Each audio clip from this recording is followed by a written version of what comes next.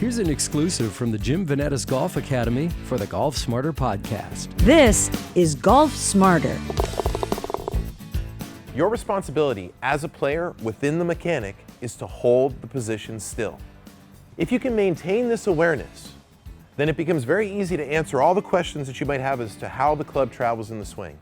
Pay attention to how I communicate to myself as the club travels around me.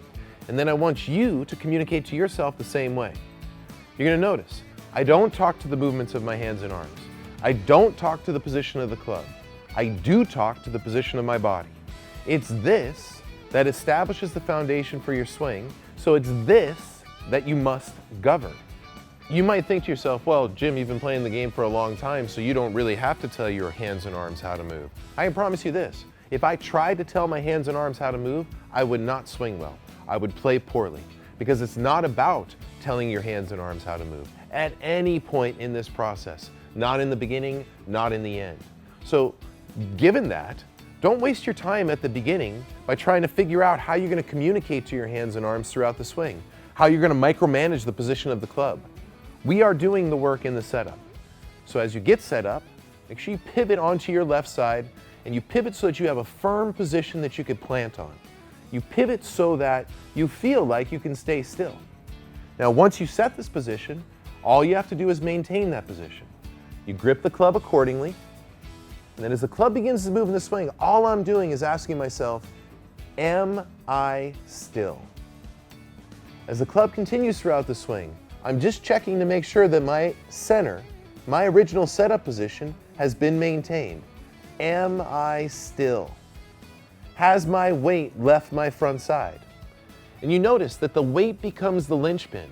If my weight moves, then my center moves. Once my center moves, I have flaws.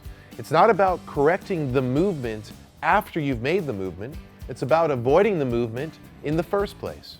So as the club is traveling around me in the swing, the entire time I'm just registering here. I'm checking in with my center to make sure that my center has held its original position. Now you can feel that, or you can actually see it. You can see out of your peripheral vision as you get set up into the shot, you can see your body.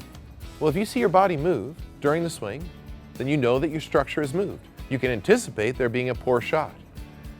The remedy is making sure that in the next swing, you position yourself better in the setup, you anchor yourself more onto your front foot, then you maintain that position throughout the swing.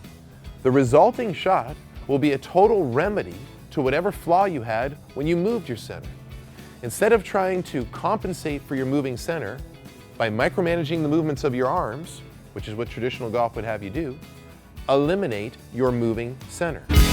Click on the link below to subscribe to our free weekly interviews on the Golf Smarter podcast at golfsmarter.com.